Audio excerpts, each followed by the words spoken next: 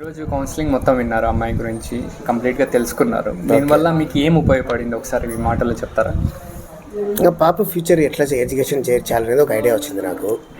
పాపకు నేచర్ తెలిసింది కాబట్టి ఏ విధంగా మనం మార్చుకోవాలని ఒక ఐడియా వచ్చింది. దాని నుండి అయితే నాకు హ్యాపీ.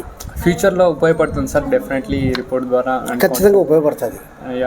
నేను ఫ్యూచర్లో ఉపయోగపడడం కోసమే దీంట్లో చేర్పించాను. ముందు ఏం పర్స్పెక్టివ్ ఉండే, ఇప్పుడు ఏం పర్స్పెక్టివ్ ఉండే సార్? అంటే ఏం ఆలోచించినారు ముందు జాయిన్ చేయే ముందు, జాయిన్ చేసిన తర్వాత? ఫస్ట్ ఏం చదివించాలి అనే ఆలోచన ఉంటుంది, ఏదని పోవాలనేది గట్టిగా ఆలోచించాలి.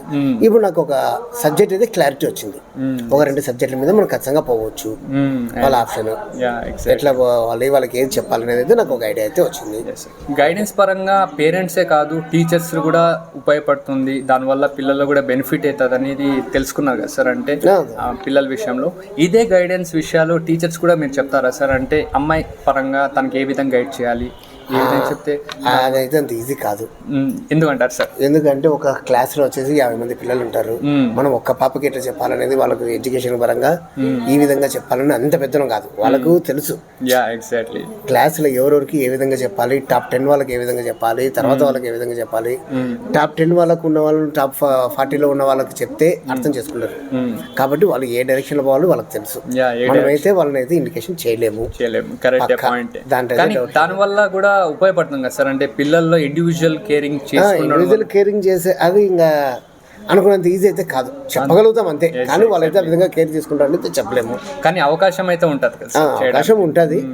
మనం మరీ పర్సనల్గా వాళ్ళకి ఏదైనా ప్రాబ్లం వచ్చినప్పుడు చెప్పాల్సిందిగా ముందైతే చెప్పడానికి లేదు. దాని తగ్గట్టు మనకి ఇన్ఫర్మేషన్ దొరికినప్పుడు మంచి అవకాశం ఉంటుంది. ఎక్కడైనా ప్రాబ్లంలో ఉన్నా కూడా ఒక సొల్యూషన్ వాళ్ళకి ఇవ్వగలిగితే దాని తగ్గట్టు గైడెన్స్ ఇవ్వగలుగుతారు. టీచర్స్ లో కూడా ప్రాబ్లం ఉండదు, తర్వాత కూడా పేరెంట్స్ కూడా ఇబ్బంది పడరు.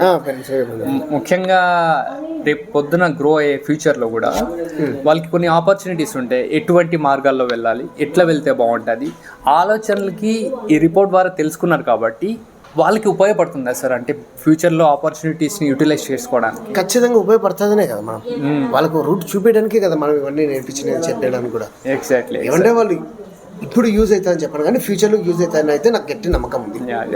నేను ఏదైనా సరే ఫర్దర్ సైడ్స్ కోర్సెస్, ఇప్పుడు యోగా గురించి అయినా సరే ఏదైనా సరే ఈ రోజు ఉపయోగపడుతుంది అన్నాను, ఫ్యూచర్లో ఖచ్చితంగా ఉపయోగపడుతుంది అనే ఉద్దేశంతోనే ఇట్లా సైడ్ కోర్సెస్ ఏదైనా ఉంటే చేయిస్తానంటున్నాను. Thank you so much sir. Thank you for your